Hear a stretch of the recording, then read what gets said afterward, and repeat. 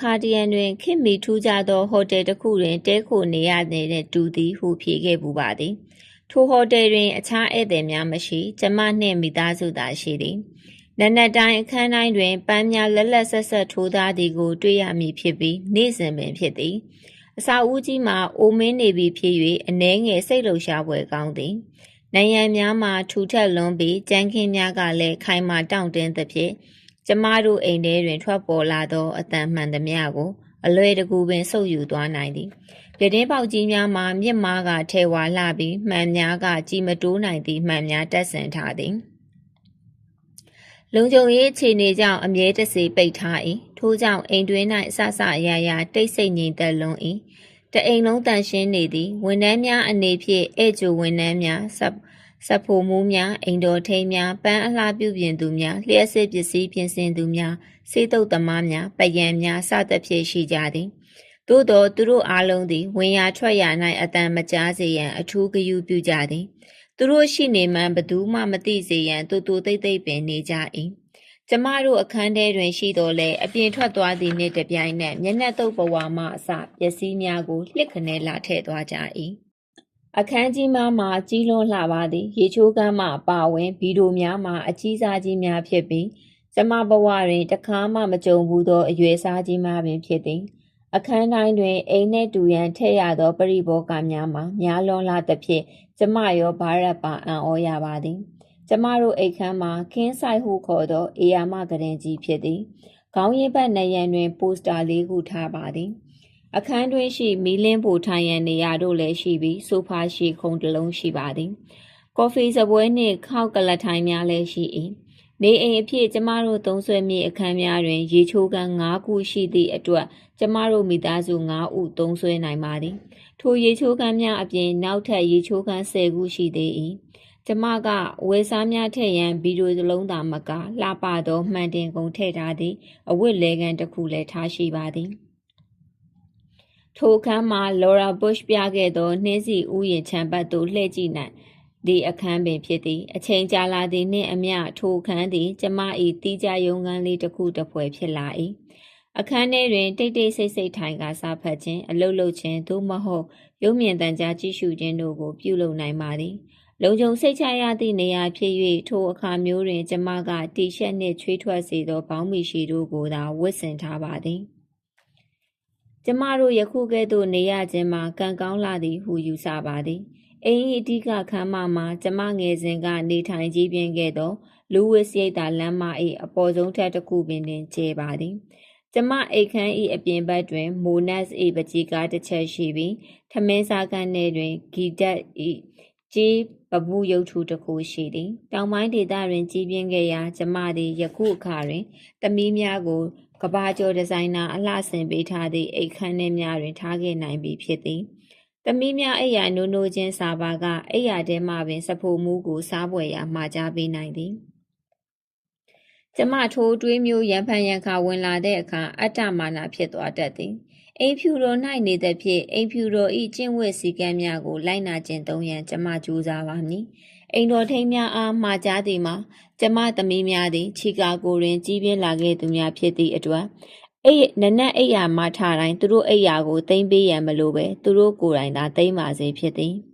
သမီးမလီယာနှင့်ဆာရှာတို့ကလည်းအိမ်ဖြူတော်သို့ရောက်လာသဖြင့်ချီကာကိုတွင်နေခဲ့သောနေ့စဉ်ပြုလုပ်နေကြတာဝန်များကိုမပြတ်ကွက်စေပဲကိုအိယာကိုသိမ်းရမည်ဟုမှာကြားထားပါသည်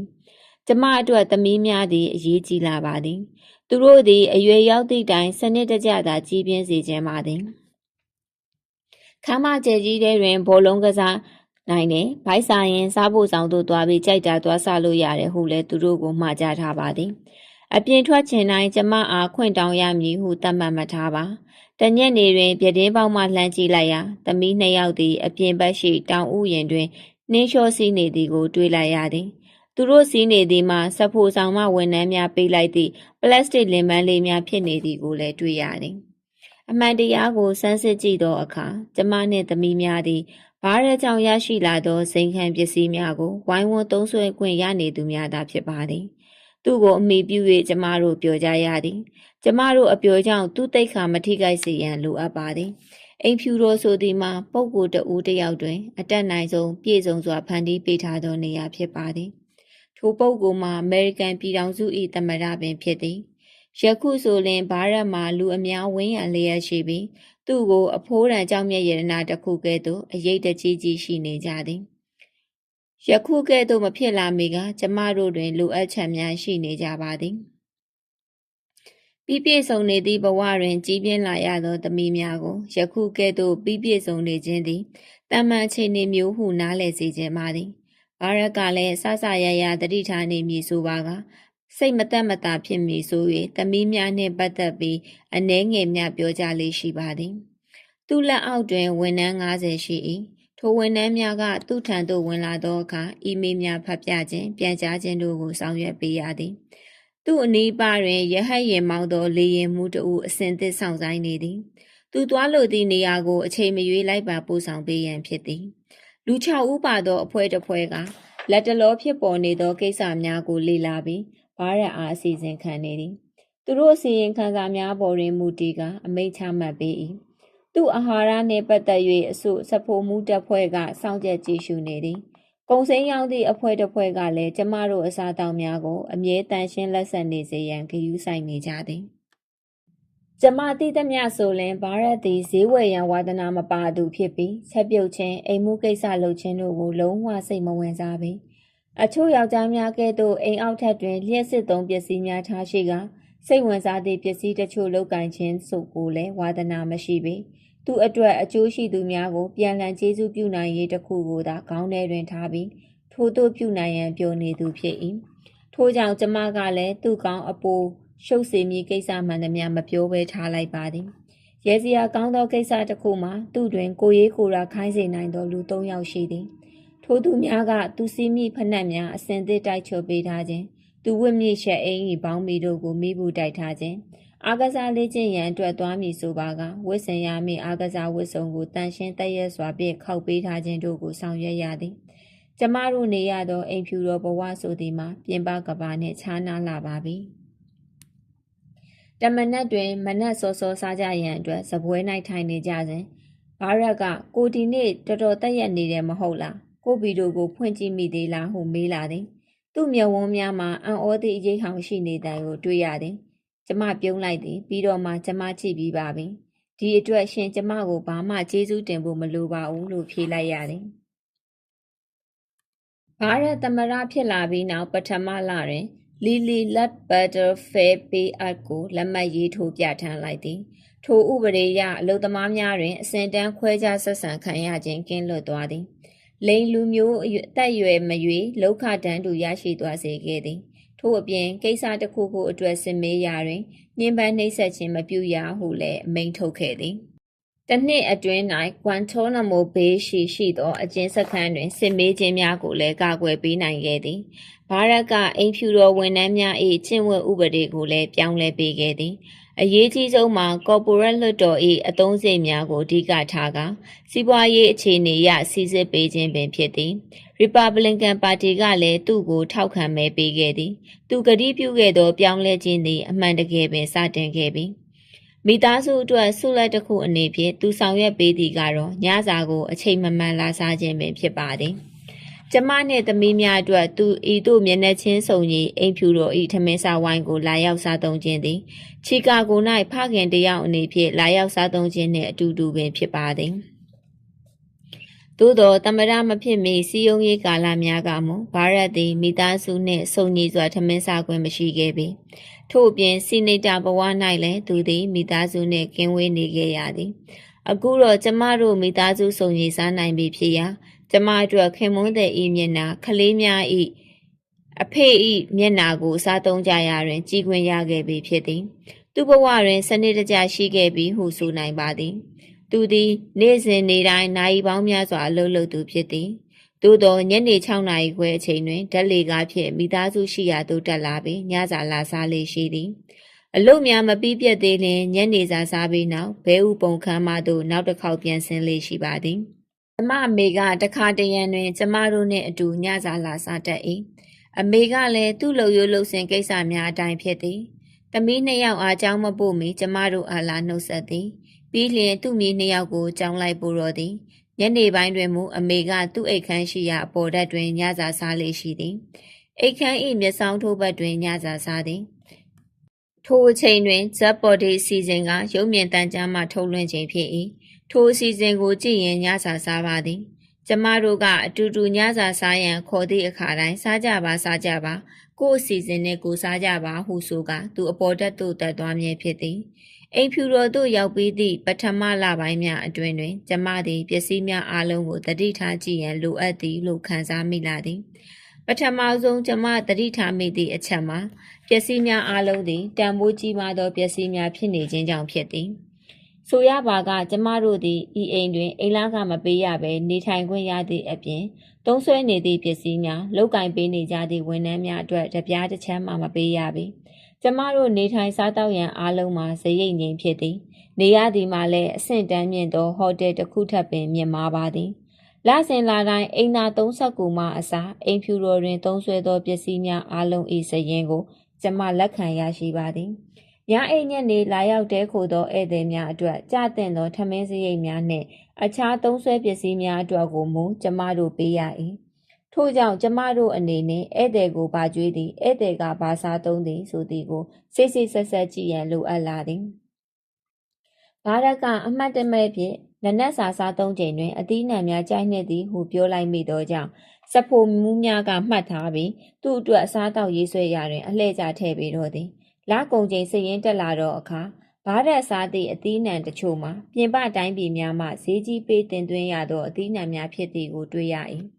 ပထမလများ၌ကျမကမလီယာနှင့်ဆာရှာတို့ကိုအစားတောက်စရင်ကိုသာတတိထားမိသည်ကျမလေ့လာမိသမျှသူတို့စိတ်ခံစားမှုသည်အခြားကလေးများကဲ့သို့ပင်ကုတမျိုးတော်ကြတစ်မျိုးပြောင်းလဲနေသည်ကိုတတိထားမိသည်သူတို့ကတငယ်ချင်းအသေးရသည်ဟုဆိုလာလျင်လဲကျမကပြပြတည်းလည်းမလုပ်ပဲထားလိုက်သည်တို့တွင်စိတ်တွင်း၌မူမှတ်သားထားလိုက်သည်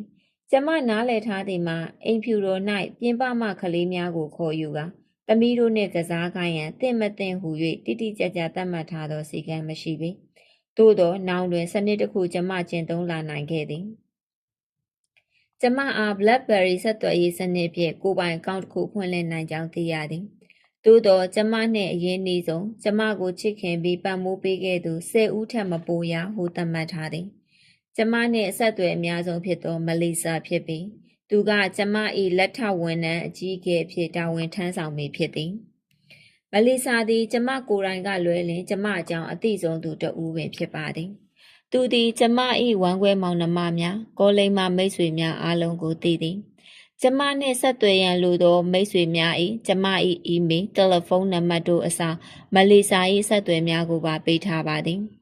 သူထံတွင်ခေါ်ဆိုပါကကျမထံသို့မလီဆာလွှဲပြောင်းပေးပါသည်ထို့သို့ကျင့်သုံးရခြင်းမှာမိတ်ဆွေဟောင်းများနှင့်အလံဝေးသောဆွေမျိုးများကဒီရေတက်သည့်နှင့်မေးခွန်းများများစွာတို့ကိုတရိပ်ရိပ်တက်လာခြင်းကြောင့်မလီဆာနှင့်လွှဲထားရခြင်းဖြစ်သည်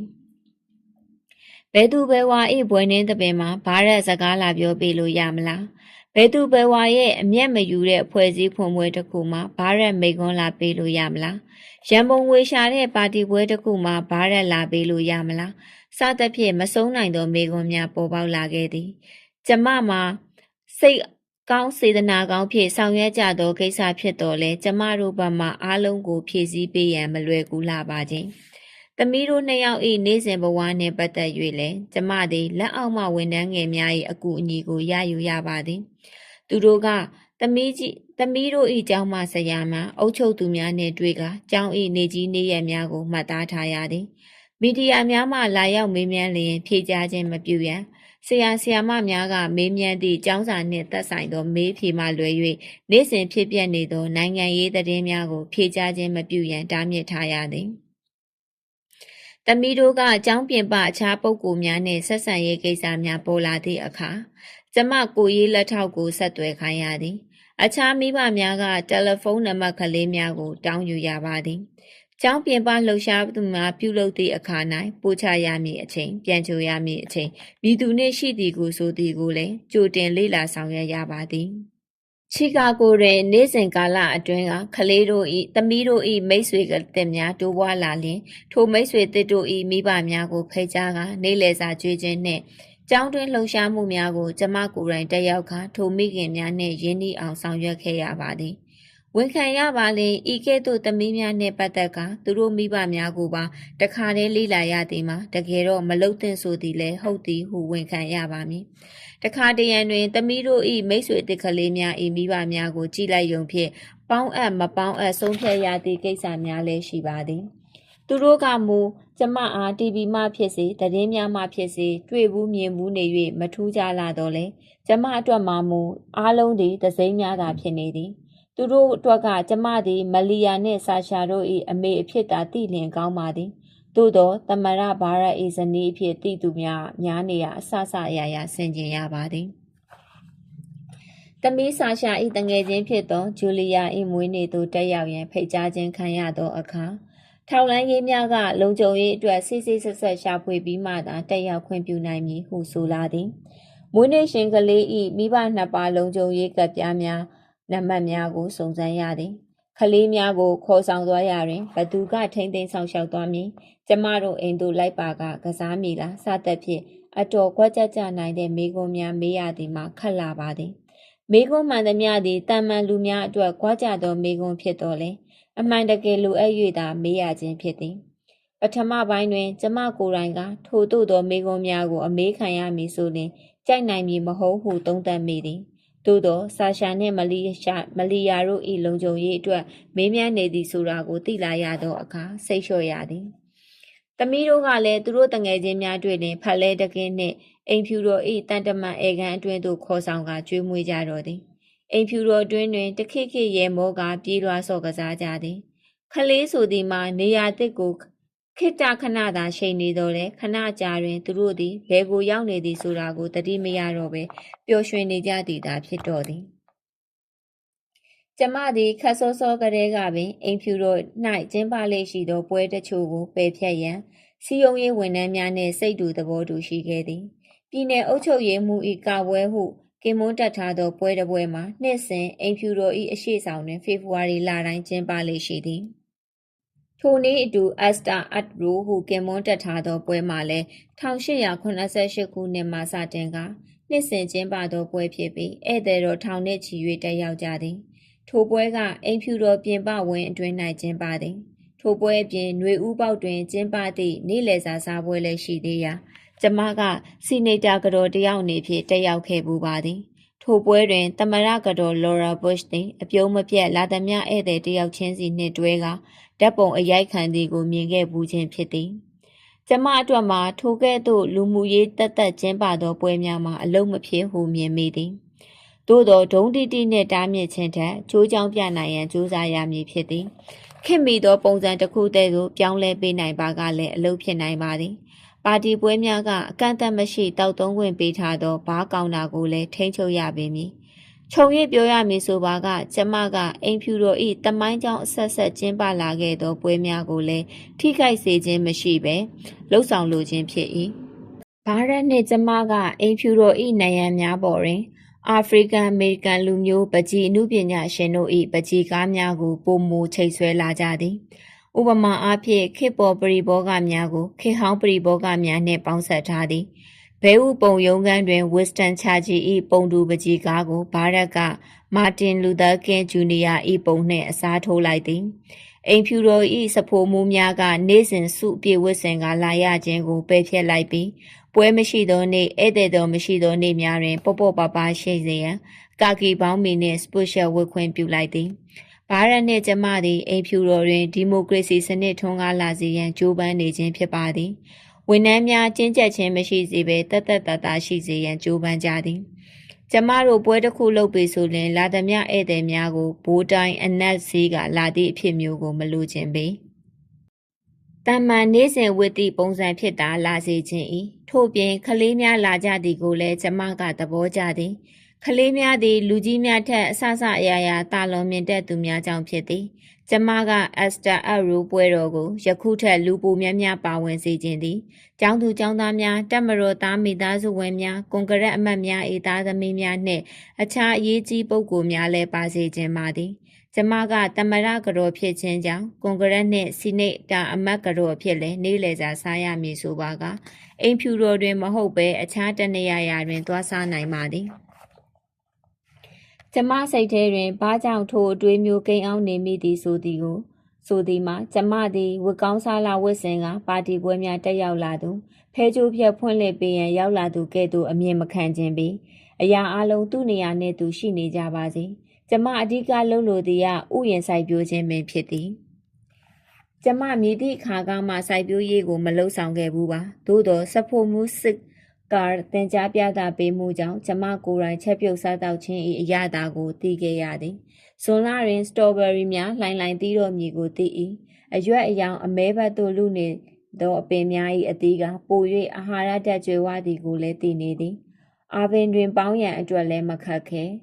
ကျမသမီးများသည့်ပန်းမုံလာဦးကဲ့သို့အသီးနှံများအားကြိုက်ကြသည်ကျမတို့မှာယခင်ကစီတုပ်ဘူးများကိုသာအသင့်ချက်စားကြရာမှဆမ်ဤကျေးဇူးကြောင့်လက်ဆက်သောအသီးနှံများစားသုံးခြင်းကအကျိုးများကြောင့်သိရှိခဲ့ရသည်လက်ဆက်သောခရမ်းကျင်သည့်တစ်လုံးမုံလာဦးတစ်လုံး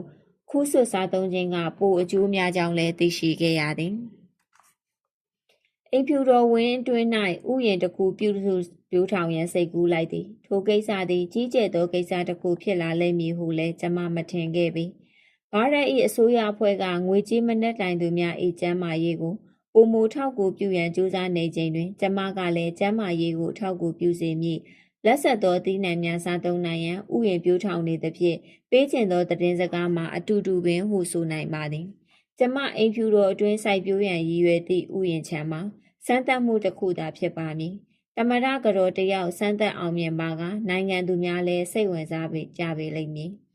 အလုတ်တစ်တစ်ခုတွင်ဝင်ရောက်ရမည့်သူတဦးကဲ့သို့တက်ကြွနေမိသည်စာသင်ခန်းတွင်မဟုတ်ပဲပြင်ပတွင်ဖြစ်၍ခလေးများလည်းလာရောက်လှည့်ပတ်နိုင်ကြမည်ဖြစ်၏ဘာမှအန္တရာယ်မဖြစ်နိုင်သည့်မြေပြင်ကိုမိမတယောက်ကပေါက်ပြားတစ်လက်ဖြင့်တူးဆွနေခြင်းပင်လျှင်လူထုပရိသတ်ကမြည်သို့ဝေဖန်ကြမည်နည်းဆိုသည်ကိုဘာရက်၏အကြံပေးပုဂ္ဂိုလ်တချို့ကစိုးရိမ်ခဲ့ကြသေးသည်သို့သောကျမရည်ရွယ်သည်ကသူတို့မြင်သည့်ထက်အဆင့်မြင့်နေသည်ကိုမသိကြပေအိမ်ဖြူတော်တွင်ဥယျာဉ်ခြံမြေစိုက်ပျိုးနေသည်ဆိုသည်ကိုပြည်သူတို့ကြားသိစေခြင်းသည်အာဟာရအကြောင်းကိုသိကြစေခြင်းသည်အထူးသဖြင့်ကျောင်းသားမိဘများ၏စားကုန်များအားစီသွတ်ဘူးများလုတ်ကင်ပုံအစဉ်စဉ်ကိုသိစေခြင်းပါသည်ထို့သောအစဉ်သစ်စားသုံးနိုင်သောစီသွတ်ဘူးများကပြည်သူလူထု၏ကျန်းမာရေးကိုထိခိုက်နေပုံကိုလည်းသိကြစေခြင်းပါသည်ထိုအရေးခင်းကိုအိမ်ဖြူတော်မှစတင်မီးမောင်းထိုးပြလိုက်ခြင်းအဖြစ်ဆယ်စုနှစ်ပေါင်းများစွာကြီးစိုးထားသောစီသွတ်ဘူးနှင့်အဖျော်ယမကာလုပ်ငန်းတို့၏စိုးကျိုးကိုဖော်ထုတ်ရာရောက်ပေလိမ့်မည်အမှန်တိုင်းဝန်ခံရလျင်ကျမကိုယ်တိုင်ကလည်းလှုပ်ချင်သည်ကိုသာသိပါသည်အောင်မြင်နိုင်မှုရှိမရှိမသိနိုင်ပေသို့သောအိမ်ဖြူတော်၏ဝန်ထမ်းတဦးဖြစ်လာသောဆမ်ကိုကျမကညွှန်ကြားသည်ဥယျာဉ်ခြံပြုစုပြောထောင်ရန်လုပ်ငန်းအစဉ်အစဉ်ကိုလှုပ်ဆောင်စေသည်ကျမရည်မှန်းချက်မှာပထမပိုင်းလများတွင်မပေါက်ရှိနေ၏ပယောဂမှာနိုင်ငံရေးပင်ဖြစ်သည်ယခုကျမတို့မှာဝါရှင်တန်၏၌နေထိုင်နေသဖြင့်အနီးနှင့်အပြာတို့၏အားပြိုင်မှုမှာပြင်းထန်လာပါသည်ကျမကနိုင်ငံရေးနှင့်ဝေးအောင်နေခဲ့သူဖြစ်သည်သို့သောခင်မွန်းသည်ကသမရဖြစ်လာပြီဆိုသောအခါမပတ်သက်၍မရတော့ပြီနေ့စဉ်ပင်ပတ်သက်နေရသည်သစ္စာဆိုပွဲမတိုင်မီရဲသက်တစ်ပတ်ခန့်အလိုမှာပင်ကွန်ဆာဗေးတစ်ရေဒီယိုလိုင်းတစ်ခုမှ Rush Limbaugh ဆိုတဲ့သူကကျွန်တော်ကတော့အိုဘားမားရှုံးနိုင်မယ်ထင်ခဲ့တာဟုလွှတ်ထုတ်ပြောခဲ့တာကြားခဲ့သေးသည်ကွန်ဂရက်တွင်လည်း Republican အမတ်များကဘာရက်လုသမျှကိုကဖြက်ကရက်လှုပ်လေရှိကြောင်းရုပ်မြင်သံကြားမှမြင်တွေ့ရ၍အတော်ပင်စိတ်ပြတ်မိသည်ဘာရက်ကခွန်ခများလျှော့ချရေးဆိုရင်လည်းသူတို့ကအတိုက်ခံအလုတ်ကိုင်းသစ်များပေါ်ထွန်းလာရန်ဆိုရင်လည်းလက်မခံဘာရက်သမရရာတို့လက်ခံလိုက်ပြီးသည့်နောက်ပိုင်းတွင်အမေရိကန်စီးပွားရေးအခြေအနေသည်အလင်းအမြန်ကျဆင်းလာလိုက်သည်မှာစီးပွားရေးကရောက်စဉ်ကပင်အခြေအနေဆိုးသည်ဟုညှို့ကိန်းများကဆိုသည်ဇန်နဝါရီလတစ်လအတွင်းမှာတွင်အလုတ်လက်မဲ့9,500,000တိုးပွားလာသည်ဟုဆို၏ဘာရက်ကအမေရိကန်တို့၏နှလုံးသားဖြင့်တပ်ပါတီနှင့်တပ်ပါတီစီယုံလူသည့်ကိစ္စရှိကြသူများဖြစ်၍ပါတီများပူးပေါင်းကလှုပ်ဆောင်ကြမည်ဆိုလျှင်ယခုကြုံတွေ့နေရသည့်စီးပွားရေးကျဆင်းမှုကိုကာကွယ်နိုင်လိုက်မည်ဟုဆိုသည့်တိုင် Republican အမတ်တို့ကတမင်တကာအခြေအနေဆိုးကိုဖန်တီးလာကြသည်သိ တို့မှသာဘာရက်ဤလမ်းကြောင်းမှားနေကြောင်းထောက်ပြရန်ဖြစ်သည်ထိုကိစ္စများတွေးနေမိသည့်ဖေဖော်ဝါရီ24ရက်နေ့မွန်းလွယ်ပိုင်းတွင်ဘာရက်ကကွန်ဂရက်တွင်မိန့်ခွန်းပြောကြားနေသည်ထိုစည်းဝေးမှာဆင်လာအားဖြင့်အသစ်တက်လာသောသမ္မတကတိုင်းပြည်အတွက်သူချမှတ်မိလှုပ်ဆောင်မိလုပ်ငန်းစဉ်ကိုချပြသည့်မိန့်ခွန်းဖြစ်သည်ထို့ကြောင့်ရုပ်မြင်သံကြားစီစဉ်များကလူကြည့်များသောအချိန်တွင်ဓာတ်ရိုက်ထုတ်လွှင့်ပြသကြသည်ထိုစည်းဝေး၌လွှတ်တော်ကိုယ်စားလှယ်များသာမကတရားလွှတ်တော်မှတရားသူကြီးများဆိုရဖွဲ့ဝင်ကြီးများတပ်မတော်မှဗိုလ်ချုပ်ကြီးများစသဖြင့်စုံစုံညီညီတက်ရောက်ကြသည်ထုံးတမ်းဆင်လာအားဖြင့်ဤစည်းဝေး၌သမရဤစိတ်ကူးကိုကြိုက်နှစ်သက်ခြင်းမရှိပါက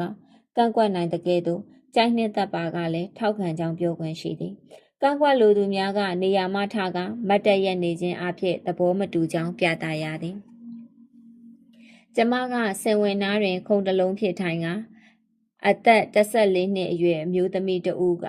သူဤဖခင်ဖြစ်သူအီရက်စစ်မြေပြင်မှပြန်လာခွင့်ရတော်မူဖြစ်၍သမရာကြီးအားသူမ၏နှလုံးသားမှလှိုက်လှိုက်လဲလဲကျေးဇူးတင်မှကြောင်းရေးသားပေးပို့လာသောစာကိုဖတ်နေသည်ထိုနည်းတူသူမသည်လည်းခင်မွန်းတယ်ပြန်လာမည့်အချိန်ကိုစောင့်နေပါသည်ကျမထိုင်နေသည့်နေရာမှကြည့်ရင်အပေါ်စီးမှအမြင်ဖြင့်သူတို့ကိုမြင်နေရသည်ကျမတို့နိုင်ငံ၏ခေါင်းဆောင်များယောက်ျားပီပီတတ်အနက်ရောင်ဝတ်စုံများဝတ်ဆင်ကြကတိုင်းပြည်အတွက်အလုပ်လုပ်နေကြသည်သို့သောဘာသာပေါင်းစုံယဉ်ကျေးမှုပေါင်းစုံထွန်းကားသည့်ကျမတို့နိုင်ငံတွင်ဥတီချက်မှာဝေဝါးတကဲ့သို့ရှိနေသည်ပွင့်ပွင့်လင်းလင်းပြောရရင်အားနာဖို့ကောင်းပါသည်ခင်မီသောယဉ်ကျေးမှုပေါင်းစုံရှိသောနိုင်ငံတွင်ကန့်လန့်တိုက်နေသည်မှာ Republican တို့ပင်ဖြစ်သည်ထိုစဉ်ကကွန်ဂရက်တွင်လူဖြူမဟုတ်သော Republican 9 ဦးသာရှိပါသည်သူတို့9ဦးစလုံးမှာအာဖရိကန်အမေရိကန်လူမျိုးများမဟုတ်ကြသည့်အပြင်တဦးမှာအမျိုးသမီးဖြစ်၏ခြုံ၍ပြောရမည်ဆိုရင်ကွန်ဂရက်အမတ်9ဦးလေအမျိုးသားက4ဦးဖြစ်၏မိနစ်အနည်းငယ်ကြာတွင်လက်ခုပ်တံများကြားရသည်ကဘာပတိကအချက်ပေးကအတန်တိတ်ခံရသည့်အထိလက်ခုပ်တံတို့မှာ9မိနစ်ခန့်ကြီးစိုးနေခဲ့သည်လူအုပ်၏အလဲတွင်ဘားရက်ရောက်နေပြီးထောက်လန်းရေးများဗီဒီယိုကင်မရာသမားများလည်းဝိုင်းနေကြသည်ကမ်းလာသည့်လက်များကိုဆွဲရမ်းနှုတ်ဆက်ရင်ဘားရက်ကစကားပြောရန်ဆင်မြင့်ရှိရာသို့လျှောက်သွားနေသည်ကျမသည်မြင်ကွင်းမျိုးကိုရုပ်မြင်သံကြားစီရင်စဉ်ချိန်ဖန်များစွာမြင်ဘူးပါသည်ထိုစဉ်ကမြင်ခဲ့ဘူးသည်မှာအခြားသမရများဖြစ်ပြီးယခုတွေ့မြင်နေရသည်မှာကျမခင်မွန်ဖြစ်နေသည်သူသည်ကွန်ဂရက်လွှတ်တော်၏ထဝမကသောထောက်ခံမဲကိုရရှိသွားခဲ့ပြီဖြစ်သည်ထိုညကဘားရက်ပြောသောမိန့်ခွန်းသည်အသေးစိတ်ချက်လက်များပါဝင်ပြီးတည်ကြသည်တိုင်းပြည်၏စီးပွားရေးအခြေအနေသုံးထပ်ချက်ဆက်လက်ဖြစ်ပွားနေသောစစ်ပွဲများအကြမ်းဖက်သမားတို့၏ချိန်ချောက်မှုအန္တရာယ်ပိတ်သွင်းသွားသောဗန်များ၏ပတ်သက်၍အစိုးရ၌တာဝန်ရှိသည်ဟုယူဆကာဒေါသထွက်နေကြသောအမေရိကန်ပြည်ထောင်စုများကြောင့်ပြည်သူများကြောင့်စီးပွားရေးအခြေအနေများပိုမိုဆိုးရွားလာပုံကိုထည့်သွင်းပြောကြားခဲ့သည်သူသည်အခြေအနေမှန်ကိုတတိကြီးထားကသုံးသပ်တင်ပြသွားသည်သို့သောသူမိကွန်းတွင်မျှော်လင့်ချက်ပါသည်နားဆင်နေကြသူများပြည်သူများကပူပေါင်းပါဝင်ကြမည်ဆိုရင်ခက်ခဲကြမ်းတမ်းသောအခြေအနေကိုကြော်ဖြတ်ကာပြန်လည်နလန်ထူနိုင်မည်ဖြစ်ကြောင်းပြောပြခဲ့သည်ကျမကဆင်ဝင်မှကြည့်နေရာ Republican အမတ်တော်များများနေရာမှမထားထိုင်မြဲတိုင်းသာထိုင်နေကြပြီးဒေါသထွက်နေပုံရ၏လက်တွေပိုက်ကမျက်မှောင်ကျုံသူများလည်းကြုံထားကြ၏အတန်းထဲတွင်စိတ်တိုင်းမကျဖြစ်နေသောခလေးများနှင့်ပင်တူနေပါသေးသည်သူတို့သည်ဘာရက်ဘာလို့တိုင်းပြည်အတွက်ကောင်းသည်ဖြစ်စေဆိုးသည်ဖြစ်စေကန့်ကွက်ကြသူများသာဖြစ်ပေသည်သူတို့မိထားကြသည်မှာတိုင်းပြည်ကိုယခုကဲ့သို့အကြက်တဲတွင်သို့ရောက်အောင်ခေါ်ဆောင်သွားသူမှာ Republican သမ္မတသာဖြစ်သည်ဟူသည့်အချက်ပင်ဖြစ်သည်အရာအလုံးထက်သူတို့ဖြစ်ချင်နေသည်ကဘာရက်ကြဆုံးရေးကိုသာဖြစ်သည်ထိုအချိန်ကကျမသည်ဘာရက်ရှေ့ဆက်လျှောက်ရန်လမ်းမရှိပါမလားဟုစိုးရိမ်မိခဲ့ကြောင်းဝန်ခံရပါမည်ကလေးဘဝအရွယ်တွင်ကျမသည်ကြီးလာလျှင်ဘယ်သို့သောဖြစ်လိမ့်မည်နည်းဟုမကြာခဏစဉ်းစားမိတတ်သည်ကိုညီမများနှင့်သူတို့အိမ်တွင်သွားကစားလျှင်ကြဲကြဲဝုန်းဝုန်းနေရသောသူတို့တွေ၏ဘဝကိုအားကြမိသည်အိမ်ကြီးတစ်လုံးတွင်သူတို့မိသားစုကြီးနေကြသည်ကျမတို့မိသားစုတွင်အဖေစီးသောကားတစ်စီးသာရှိရာယခုထက်ပိုကောင်းသောကားဖြစ်သည်ဟုလည်းတွေးမိပြန်သည်ကျောင်းနေဘက်တငယ်ချင်းများ၏ကြည်ပြန်ရင်လည်းဘသူကတော့လက်ကောက်ဝတ်နိုင်တယ်ဘသူကတော့ငါထက်ဘာဖြစ်ရုပ်ကလေးတွေရှိတယ်ဘသူဝတ်ထားသောအဝတ်ကရှော့ပင်းမော့ကဝယ်တာငါလိုအိမ်မနှင့်ခပ်ပေါ်ပေါ်ပိတ်ဆစသဖြင့်တွေးတတ်ကြသည်ခလေးဘဝဖြစ်၍ဘာကိုမှနားမလဲခဲ့ပြီအမေချုပ်ပေးတာကိုဝေးရသည်မဟုတ်စသည်ဖြစ်တွေးခဲ့ကြသည်ခလေးဖြစ်၍တန်မိုးကိုနားမလဲခဲ့ခြင်းဖြစ်သည်တ ကယ်ဆိုရင်ကျမကကံကောင်းခဲ့ခြင်းဖြစ်၏သို့သောအလွဲမှားတို့ကိုတွေးမိခဲ့သည်ယခုကျမတို့အိမ်ဖြူတော်တွင်နေခွင့်ရခဲ့ပြီတဖြည်းဖြည်းနှင့်ငယ်ဘဝကဲ့သို့ပင်တကြောပြန်တွေးမိလာသည်ကျယ်ဝန်းလာသောနေရာတွင်နေရခြင်းကြောင့်မဟုတ်ပဲမိသားစုတူတူစားကြအိပ်ကြရဲကြမောကြသည်ဘာရကသူသွားလျာခရီးစဉ်များမှဝယ်ယူလာသောအမတ်တရပစ္စည်းကလေးများကိုအိမ်သို့ယူဆောင်လာလေရှိရာသူယူလာသမျှကိုလည်းသမီးများကိုပေးလေရှိသည်ဆာရှာအတွက်နှင်းဖြည့်ပြုလုပ်ထားသောကဘာလုံးမလီယာအတွက်တော်တွင်စသဖြင့်ပေးတတ်သည်အိမ်ဖြူတော်၏ကျမတို့နေအိမ်အဖြစ်ပိုင်းခြားထားသောနေရာတွင်မိတချို့ကိုပြင်ဆင်ဖြည့်ဆွတ်လိုက်သည်ရိုးရာထုံးစံအတိုင်းချိန်ဆွဲထားသောဖန်မီးဆိုင်ကြီးများနှင့်ခေတ်ပေါ်မီးလုံးများအချို့ကိုရောဆက်လိုက်သည်ထို့သို့ရောဆက်လိုက်သောအခါမှလူနေအိမ်နှင့်တူသွားတော်သည်ကျမကပေးထားသောခွင့်ရေးများကိုလက်ကုံသုံးကတာယာမှုရှာခြင်းမဟုတ်ပဲလူနေအိမ်နှင့်တူအောင်ဖန်တီးခြင်းသာဖြစ်ပါသည်အိမ်ဖြူတော်သည်ပြတိုင်းနှင့်တူသည်ဟုသတ်မှတ်ထားသောကျမအမေပင်လင်နောက်သောအခါအချို့နေရာများတွင်ပြင်ဆင်သင့်သည်ဟုသဘောပေါက်လာသည်အိမ်ဖြူတော်ထဲတွင်ကျမတို့ကြီးမဟုတ်အခြားလူများစွာရှိနေသည်စဖို့မှုများဆိုရင်အိမ်ဖြူတော်၌တာဝန်ထမ်းဆောင်နေခဲ့သည်မှာနှစ်ပေါင်းများစွာရှိခဲ့ပြီအိမ်ဖြူတော်သို့ရောက်လာကြသည့်သမရအဆက်ဆက်ကိုတာဝန်ထမ်းဆောင်ခဲ့သည်တိတ်ဆိတ်စွာဖြင့်တာဝန်ထမ်းဆောင်နေကြသောသူတို့ကိုမြင်ရသောအခါကျမဦးလေးတယ်ရီကိုတတိယမိသည်သူကကျမတို့လူဝစ်ရိတ်တာလမ်းတွင်နေစဉ်ကအောက်ထပ်တွင်နေထိုင်ခဲ့သူဖြစ်သည်ခြံဝန်းထဲ၌မျက်ရည်ရန်ရှိရင်ဦးလေးတယ်ရီကအုတ်ထုပ်တစ်လုံးဆောင်ကအတွင်းငံပေါင်းမီနှင့်မျက်ရည်နေတတ်သည်သူကဘသူကိုမှစကားမဆိုသူလှုပ်ရန်ချီသည်ကိုသာလှုပ်ဆောင်နေခဲ့သည်ထို့ကြောင့်ယခုအိမ်ဖြူတော်တွင်ကြုံလာရသောဝန်ထမ်းများအပေါ်တွင်လည်းကျမတို့ဘက်မှအနှောက်အယှက်မပေးမိစေရန်အထူးဂရုပြုပါသည်ကျမသဘောမှာသူတို့ကိုကျမတို့မမြင်စေရန်ပုံရှိုးကွယ်ရှိုးမရှိစေခြင်းပင်အကယ်၍စဖို့မှုများကနိုင်ငံရေးကိစ္စများစိတ်ဝင်စားသည်ဆိုအောင်တော့အခြားပါတီကိုလိုလားနေသည်ဆိုအောင်တော့ထိုအချက်သည်သူတို့ရင်တွင်၌ထားရှိရမည့်ကိစ္စဖြစ်သည်ဟုကျမထင်ပါသည်သူတို့ကကျမတို့၏လွတ်လပ်မှုကိုလေးစားကြတယ်သို့သောကျမတို့လိုအပ်သည်ခိုင်းမည်ဆိုရင်လည်းအစဉ်သစ်ပင်သို့ဖြစ်ကျမတို့နှင့်တဖြည်းဖြည်းချင်းရင်းနှီးလာကြသည်ဘယ်အချိန်တွင်အကူအညီလိုအပ်သည်ဆိုသည်ကိုသိလာကြသည်စပိုးဆောင်သည်သူတို့အများဆုံးနေကြသည့်နေရာဖြစ်သောကြောင့်သူတို့နှစ်သက်သောအားကစားသမားအသင်းကြောင့်ပြောခြင်းပြောကြတယ်သားသမီးမီးတို့ကြောင့်ပြောခြင်းပြောကြတာရှိ၏ထိုချိန်မျိုးတွင်ကျမကော်ဖီတောက်ရင်းနနက်ခင်းသတင်းများဖတ်နေခြင်းဖြစ်သည်ရုပ်မြင်သံကြားအစီအစဉ်မှတက္ကသိုလ်ဘတ်စကတ်ဘောအသင်းများရှင်ပြိုင်ကစားကြထုတ်လွှင့်မည့်အစီအစဉ်ရှိသည့်နေ့ဆိုလျှင်ဘာရက်ကအိမ်ပေါ်တက်ပြီးခဏတဖြုတ်ကြည့်တတ်သည်ဆာရှာနှင့်မလီယာတို့သည်မိဖို့ဆောင်သို့ဝင်လာပြောင်းမှုပွင့်ဖက်တုပ်စားကြတတ်သည်ဝန်ထမ်းတော်များများကကျမ၏မိခင်ကိုလည်းလေးစားကြသောကြောင့်သူတယောက်တည်းနေသောထက်သို့တက်ခါစကားစမြည်ပြောတတ်ကြ၏ပထမပိုင်းတွင်အိမ်ဖြူတော်၏များမြောင်လာသောတယ်လီဖုန်းအော်ပရေတာတချို့၏အတန်းကိုမခွဲခြားနိုင်ခဲ့ပေတချို့ကမနက်အိယာမှထရန်လှမ်းနိုးပေးသူတချို့ကကျမအရှိဆောင်တွင်ရုံးထိုင်နေပါကဆက်သွယ်ပေးသူတို့ဖြစ်သည်သို့သောများမကြာမီကာလတွင်သူတို့လည်းကျမနှင့်ရင်းနှီးသွားကြသည်တခါတရံတွင်ရာသီဥတုကြောင့်တခါတရံတွင်ဘားရက်နှင့်အတူပွဲတက်ရန်ရှိ၍စောစောထကသပင်ပြင်ရပုံစသဖြင့်ပေါ့ပေါ့ပါကလေးပြောဆိုရင်ရင်းနှီးခဲ့ကြသည်ထို့သို့ရင်းနှီးသွားသောအခါသမရကတော်နှင့်ဝန်ထမ်းဆိုသည့်ထက်စိတ်သက်သာရာရစေပါသည်စဖို့မှုများထဲမှသပင်ဖြူဖြူနှင့်အာဖရိကန်အမေရိကန်လူမျိုးတစ်ယောက်ဖြစ်သောဂျိမ်းရန်စီဆိုသူကအတွေ့အကြုံများဆုံးပုဂ္ဂိုလ်ဖြစ်သည်သူသည်သမရကာတာလက်ထက်ကတည်းကစဖို့မှုဖြစ်နေခဲ့၏သူကမကြာခဏဆိုလျှင်ဂျက်မဂဇင်းလက်ဆောင်ပေးလေရှိသည်ပြုံးနှင့်ချင်းကပ်လာပြီးမစ္စစ်အိုဘားမားပုံမျက်နှာဖုံးပါလာလို့ပါဟုဆိုကပေးတတ်၏ရွေးထွေးမှုရှိသောအခါဘဝသည်နေခြင်းစပွဲကောင်းလာပါသည်အိမ်သစ်ဖြစ်သောအိမ်ဖြူတော်ဝင်းအတွင်းလမ်းလျှောက်ခါမိတို့ပြုပြင်ရမည်ကိုတွေးတောနေခဲ့တော်လဲဧပြီလတွင်ကျမတို့သည်အင်္ဂလန်နိုင်ငံသို့သွားရောက်ခါဘုရင်မကြီးနှင့်တွေ့ဆုံရန်အကြောင်းပေါ်ပေါက်လာခဲ့သည်ဤခရီးစဉ်မှာဘာရန်နှင့်ကျမရွေးကောက်ပွဲပြီးနောက်ပိုင်းတွင်ပထမဦးဆုံးအကြိမ်ဖြစ်သွားရမည့်နိုင်ငံတော်ခရီးစဉ်ဖြစ်သည်လန်ဒန်သို့ Air Force One ဖြင့်သွားရောက်ရပါမည်ဘာရက်က G20 ဆိုသည့်ကမ္ဘာစီးပွားရေးအကောင်းဆုံးနိုင်ငံ20စုစည်းထားသောစီးပွားတက်ရောက်ရန်ရှိသည်အမေရိကန်ပြည်ထောင်စု၏စီးပွားရေးကျဆင်းမှုကိုတကမ္ဘာလုံးကရိုက်ခတ်လျက်ရှိသည် G20 သည်ကမ္ဘာစက္ခုံလယ်တွင်ဘာရက်အားသမရဖြင့်တိမှန်ပြုသည့်ပွဲလည်းဖြစ်သည်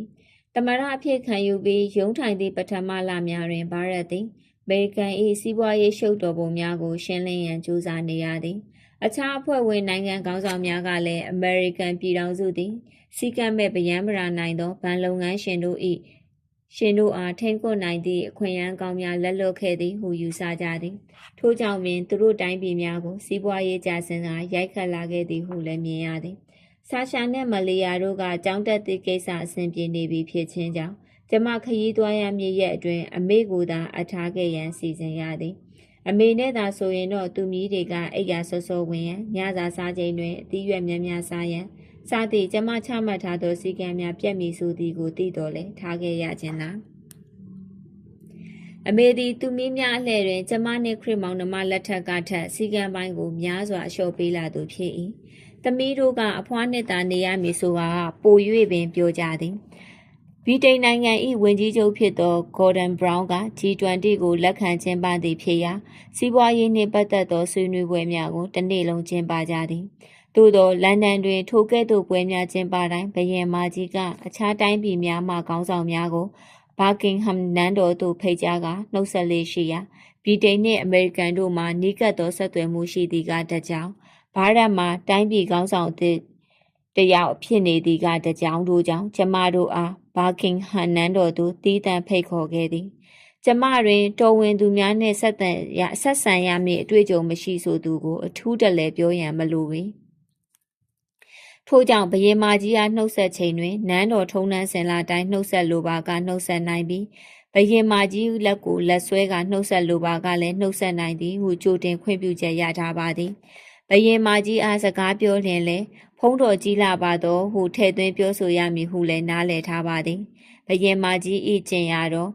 Edinburgh မျိုးစားကြီး Philip မင်းသားနှင့်စကားပြောလျင် Your Royal Highness ဟုဆိုရမည်ဟုဖြစ်သည်ထို့ထပ်ပို၍ကျမနားမလည်နိုင်ပေကျမတို့စီးနှင်းလိုက်ပါလာသောမော်တော်ယာဉ်တန်းကမြင့်မားလှပစွာတန်ခိတ်တကားကြီးကိုဖျက်တမ်းကနန်းတွင်သို့ဝင်ရောက်လာသောအခါစောင့်ကြည့်နေကြသည့်ပရိသတ်ကသူတို့ကိုများကိုခြံစည်းရိုးများတွင်ကပ်ခါရက်နေကြ၏အဆောင်ကျဲတချို့ကိုဖျက်ကျော်ပြီးမှခရမှုတ်တန်ကြားလိုက်ရပြီးအိမ်တော်ဝင်သို့ခမ်းမအဝင်မှာကျမတို့ကိုထွက်ကြိုနေသည်ကိုမြင်တွေ့လိုက်ရ၏ဘာဟင်တန်နန်းတော်မှကြီးကျယ်ခမ်းနားလာပါသည်နန်းတော်၌အခန်းပေါင်း985ခန်းရှိသဖြင့်အိမ်ဖြူတော်ထက်15ဆကွာပါသည်နောက်နှစ်များအတွင်းတွင်ဘာရက်နှင့်ကျမသည်ဘုရင်မကြီး၏ဖိတ်ခေါ်မှုကြောင့်အခောက်အခါရောက်ခဲ့ရပါသည်နောက်ခေါက်များတွင်ကျမတို့သည်နန်းတော်၏မြေညီတက်တွင်ရှိသောအခန်း၌အိတ်ခွင့်ရခဲ့ကြသည်ခြေမြန်တော်တပ်သားကလိုအပ်သမျှကိုဆောင်ရွက်ပေးသည့်အပြင်အပြူတော်တဦးကလည်းစောင့်နေပေးပါသည်ကာပွဲဆောင်တွင်ကျင်းပသောဘုရင်မကြီး၏ဧခံပွဲသို့တက်ရောက်ရသည့်အပြင်ညစာတီခင်းဧခံသောအခါ၌ရွှေသားဖြင့်ပြုလုပ်ထားသောဇွန်ခရင်တို့ဖြင့်စားခဲ့ရသည်နန်းတွင်အားလှည့်လည်ပြသရာတွင်တနေရာ၌ဤခမ်းမကတော့အပြာရောင်ခမ်းမပါဟုဆိုသည်သူတို့အပြာရောင်ခမ်းမသည်ကျမတို့အပြာရောင်ခမ်းမထက်9ဆမကကျဲသည်ကိုသိလိုက်ရသည်ဘုရင်မကြီး၏အဲလန်းညွန်ကတနေ့တွင်ကျမအမေနှင့်သမီး2ယောက်တို့ကိုဘုရင်မကြီး၏နှင်းစီဥယျာဉ်အားလိုက်ပြသည်တဧကခန့်ကျယ်ဝန်းသည့်မြေပေါ်တွင်အလွန်လှပသောနှင်းစီပန်းထောင်ပေါင်းများစွာတို့ဖူးပွင့်နေကြသည်ကျမတို့အိမ်ဖြူတော်ဘဲဥပုံရုံးခန်းအပြင်ဘက်တွင်လည်းနှင်းစီဥယျာဉ်ရှိပါသည်သို့သောဘာကင်ဟမ်၏နှင်းစီဥယျာဉ်နှင့်ရှင်းလိုက်သောအခါကွာခြားလာပါသည်ပထမခေါက်ရောက်ခဲ့စဉ်ကကျမတို့ကိုဘုရင်မကြီးရှိသည့်တီးတန့်ဆောင်သို့ခေါ်ဆောင်သွားကြသည်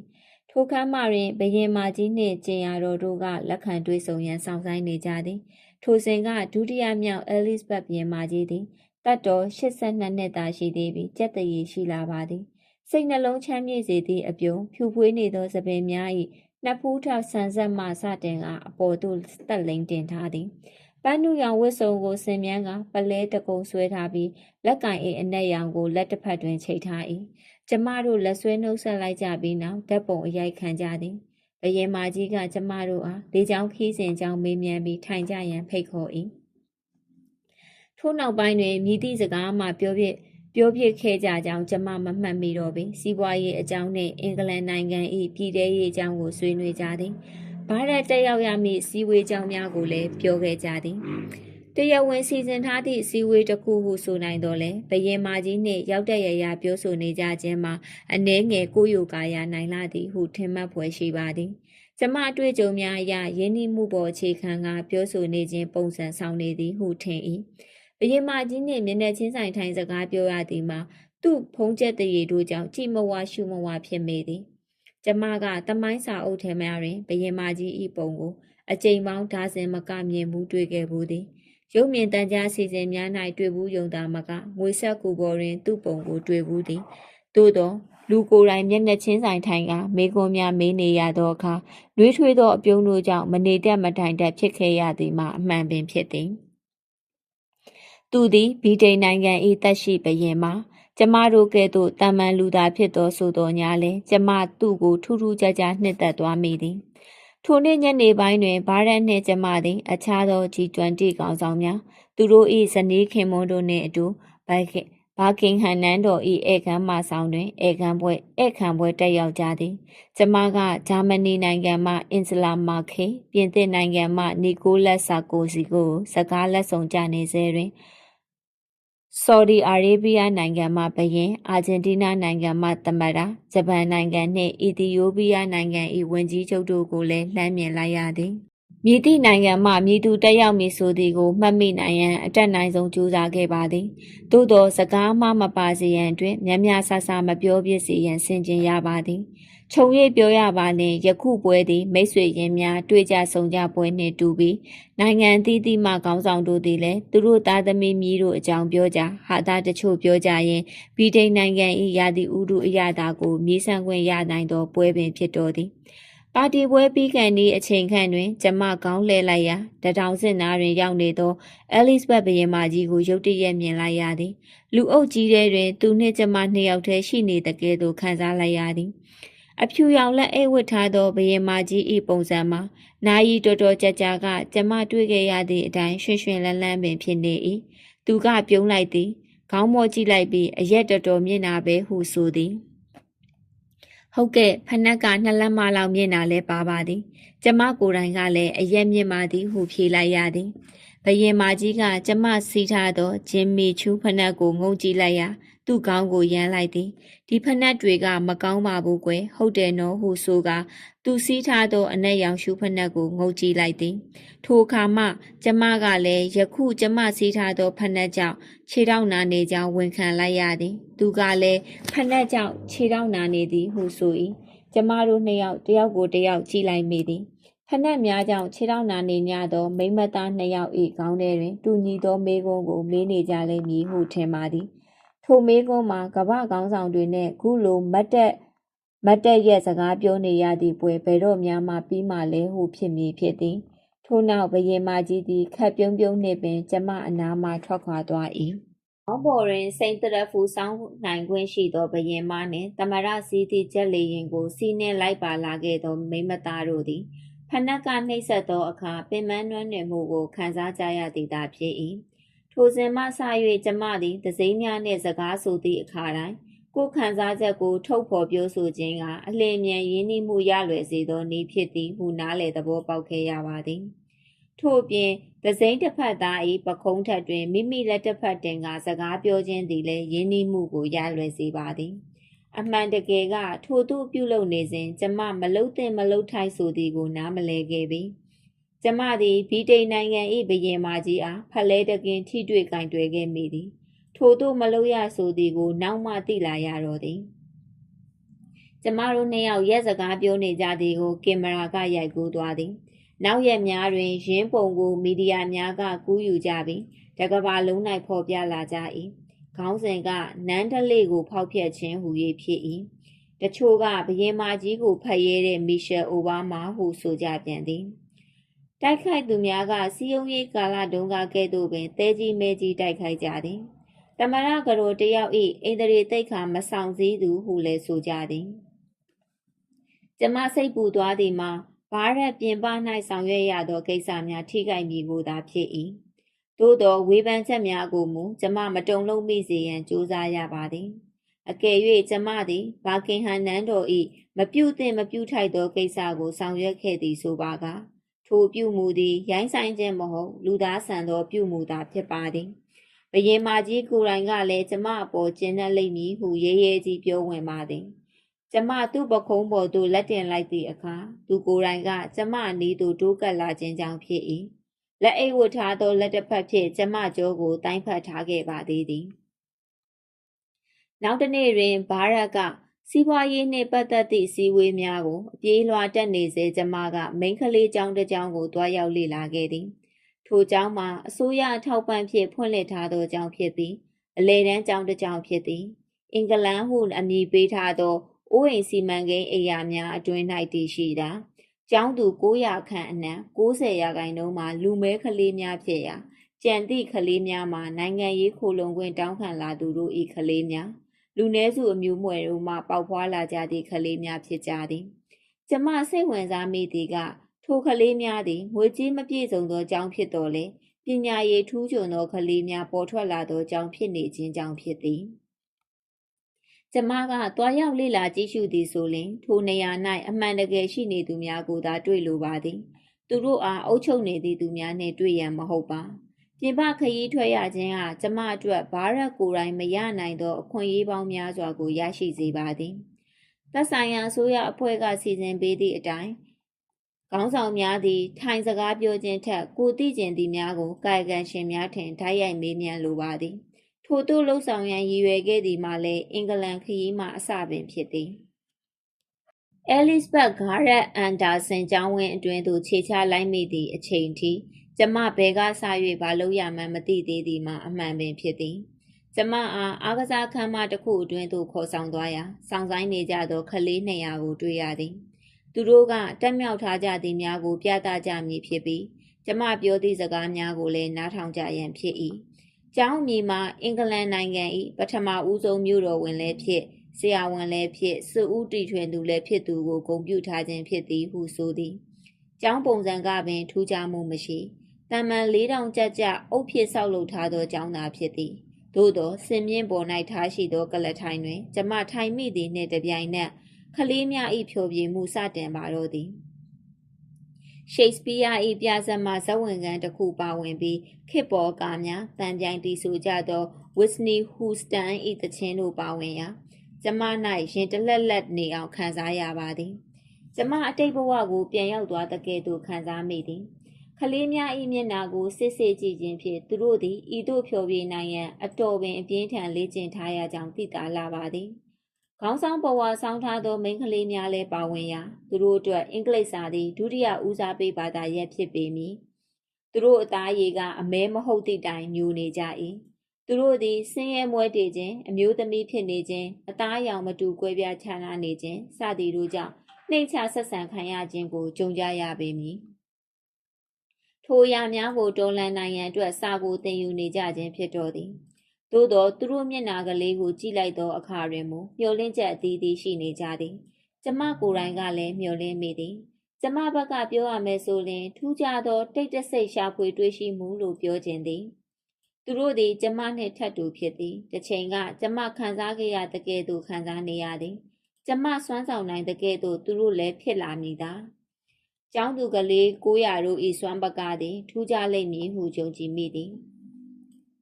ဖျော်ဖြေမှုအစီအစဉ်ပြီးသည့်နောက်ကျမစကားပြောရမည်အလှည့်ရောက်လာသောအခါကျမစကားသံ၌ခံစားမှုမပါသွားစေရန်အတော်ပင်သတိထားရသည်စကားပြောရန်ရေးသားလာသောမှတ်စုကိုငုံကြည့်လိုက်သောအခါစာရွက်၌စိတ်မပါသူတို့ကလေးတွေကိုသာကြည့်လိုနေသည်ကျမကသူတို့ကိုကြည့်လိုက်ပြီးဝေးလံသောတိုင်းပြည်ဖြစ်သည့်အမေရိကန်ပြည်ထောင်စု၏သမ္မတကတော်တယောက်အနေနှင့်လာရောက်ခြင်းဖြစ်တော်လေကျမငယ်ဘဝသည်ယခုကျမမြရှိမောက်ရှိကလေးများစွာနှင့်များစွာကွာခြားမှုမရှိပါကြောင်းကျမသည်လက်လုံလက်စားမိသားစုမှမွေးဖွားလာသူဖြစ်ကြောင်းကျမတို့မိသားစုမှာပြည့်စုံချမ်းသာခြင်းမရှိတော့လေချစ်ချင်းမေတ္တာအပြည့်ရှိခဲ့ကြောင်းယခုဤကြောင်းကိုလာရောက်လေ့လာရာငယ်ဘဝသို့ပြန်ရောက်သွားတဲ့ကဲ့သို့ခံစားရကြောင်းပညာကိုအဓိကရှာဖွေကြရန်လိုအပ်ကြောင်းပညာကသာကလေးတို့အားကမ္ဘာရှေ့တန်းရောက်အောင်ပို့ပေးနိုင်မည်အရာဖြစ်ကြောင်းပြောကြားခဲ့သည်ကျမသမ္မတကတော်ဖြစ်လာသည်မှာအချိန်ကာလအဖြစ်2 လမြသာရှိပါသေးသည်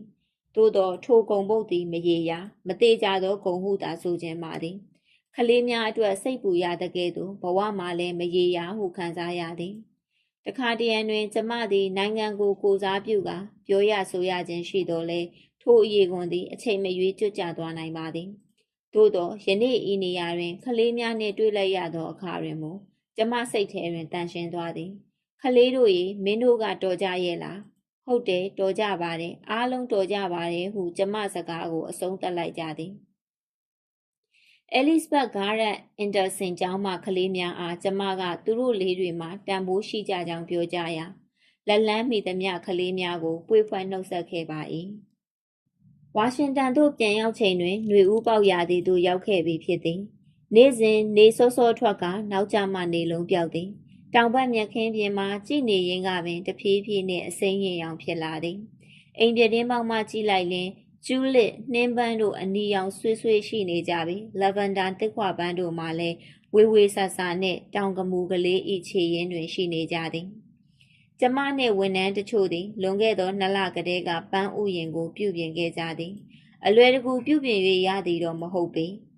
အမျိုးသားပန်းခြံများဝန်ဆောင်မှုဌာနမှပုဂ္ဂိုလ်များကိုစီယုံရသည်အိမ်ဖြူတော်ဤဥယျာဉ်မှုများကိုလည်းစီယုံရပါသေးသည်သူတို့၏အကြံပြုချက်များဖြင့်ဆယ်စုနှစ်ပေါင်းများစွာအပင်မဆိုင်ပဲထားခဲ့ကြသောအိမ်ဖြူတော်၏ Victory ဥယျာဉ်မှာပန်းများဝေစာလာခြင်းပင်ဖြစ်သည်ဘသူကမှစိတ်ဝင်စားတဲ့ကဲ့သို့ချီးကျူးခြင်းလည်းမပြုကြပါပေဆမ်ကသူတို့ကကျွန်တော်တို့လိုအယူတွေလိုသဘောထားကြတာထင်ပါရဲ့ဟုမှတ်ချက်ပေးသည်ကျမတို့ကလည်းလှုပ်เสียရှိတာကိုသာဆက်လုပ်ခဲ့ကြရာနောက်ဆုံးတွင်မြေကွက်သေးသေးလေးတစ်ခုစိုက်ပျိုးရန်ရရှိလာသည်တင်းနှင့်ကစားသည့်ကွင်းများနဘေးတွင်ဖြစ်ပြီးစက်ပစ္စည်းများထားသည့်ကူတောင်နဘေးဖြစ်၏ဆမ်ကသူတာဝန်ယူမည်ဆိုသည့်အတိုင်းရလာသောမြေကွက်ကိုတူးဖော်တော့သည်အလပုံစံအနေထားရှိသည့်မြေကွက်မှာစတူယန်ပေ1100သာရှိပါသေးသည်ထိုနေရာမှာဘားရက်ရုံးထိုင်သည့်ဘဲဥပုံရုံးခန်းနှင့်တိတ်မဝေးလာပေသမီးတို့အတွက်မကြသေးခင်ကပင်ဆင်ပေးထားသောဒန်းနှင့်လည်းနီးပါသည်အိမ်ဖြူတော်၏မြင်ကွင်းအလှပလည်းမပြည့်စည်စေရန်ထောက်လန်းရေးနှင့်လည်းညှိနှိုင်းရပါသေးသည်ပထမဦးစွာမြေကိုဓာတ်ခွဲစမ်းသပ်မှုပြုလုပ်စေရပါသည်အာဟာရဖြစ်စေမည်မြေမျိုးဖြစ်စေရန်အစိတ်တောက်ဖြစ်စေသောခဲဓာတ်နှင့်ပဓာဓာတ်တို့မပါဝင်စေရန်ဖြစ်၏အားလုံးကင်းလွတ်သည်ဆိုလျှင်ကျမတို့ဆက်လက်ချီတက်နိုင်တော်မူဖြစ်သည်ဥရောပမှကျမပြန်ရောက်ပြီးရက်အတော်ကြာသည့်အခါတွင်မြို့၏အနောက်တောင်ပိုင်းတွင်ရှိသောဗင်ခရော့အခြေခံမူလာတန်းကျောင်းမှကလေးများကိုကျမကဖိတ်ကြားလိုက်ပါသည်ထိုရက်မတိုင်မီရသက်တပတ်များစွာကပေါက်ပြားဂေါ်ပြားတို့ဖြင့်မြေကိုတူးဆွပြုပြင်ထားခဲ့ပြီးဖြစ်၏ထိုကလေးများပင်ယခုလာရောက်ခါကျမစိုက်ပျိုးသည့်နေရာတွင်ကူညီကြမည်ဖြစ်သည်ထိုကလေးများပင်ကျမတို့နေရာသည်အိမ်ဖြူတော်၏တောင်ဘက်ခြမ်းစည်းရိုးနှင့်မနီးမဝေးတွင်ရှိပြီးဤလမ်းမကြီးနှင့်မြင်းပြိုင်ဖြစ်သည်ဤလမ်းမကြီးသည်ကဘာလက်ခရီးသွားများအများဆုံးလာရောက်ကြသည့်နေရာလည်းဖြစ်သည်သူတို့ကဤလမ်းမကြီးပေါ်၌အိမ်ဖြူတော်ကိုငေးကြည့်လေရှိကြသည်ဤနေရာကိုရခြင်းအဖြစ်သူတို့အိမ်ဖြူတော်အားကြည့်ကြလျင်ကျမတို့၏စိုက်ပျိုးရေးလုပ်ငန်းကိုပါမြင်တွေ့သွားနိုင်မည်ဖြစ်၍ကျမဝမ်းသာရပါသည်ဥယျာဉ်ကဘာတွေတီးပွင့်လာမည်မသိသေးတော့လဲအပင်များပေါက်လာတော့မည်တေချာသဖြင့်ဝမ်းသာပျော်ရွှင်ရပါသည်တစ်ပင်များစိုက်ပျိုးနေစဉ်မီဒီယာများကိုလည်းခေါ်ပြလိုက်သေးသည်အိမ်ဖြူတော်ရှိစဖိုမှုများကိုလည်းဝိုင်းကူကြရန်အကူအညီတောင်းရသည့်အပြင်ဘားရက်၏စိုက်ပျိုးရေးဆိုင်ရာအကြံပေးဖြစ်သူတော်ဗေဆက်ကိုလည်းအကူအညီတောင်းရပါသေးသည်ပြောရလျင်ကျမတို့သည်တွေးသမျှလူများကိုကျမတို့စိုက်ပျိုးရေးလုပ်နေသည်လာကြည့်ကြရန်ဖိတ်ခေါ်နေမိသည်ကူတော့ထွက်ပေါ်လာတော့မြေရလက်ကိုစောင့်ကြည့်ရန်လိုပါတော့သည်ထိုနေ့နနက်ကဆမ်ကိုလည်းအလုပ်ဖြစ်မှာပါနော်လို့ပြောခဲ့မိသည်ထိုနေ့နနက်ကကျမသည်9တန်းကျောင်းသူကလေးတစုနှင့်အတူမျိုးစေ့များချကြသည်ထို့နောက်ဥရောပခရီးကျမဝတ်စုံများကိစ္စနှင့်အလုပ်များနေခဲ့သည်မျိုးစေ့ချသည့်နေ့ကကျမသည်ရွှွန့်တော်ထဲတွင်ထိုင်နိုင်ရန်အတွက်ပေါ့ပေါ့ပါပါရှိသောဂျက်ကက်နှင့်ခေါင်းမီခပ်ပွပွကိုသာဝတ်ခဲ့သည်ကလေးများကစိုက်ပျိုးရေးနှင့်ပတ်သက်၍မျိုးစုံမေးကြသည်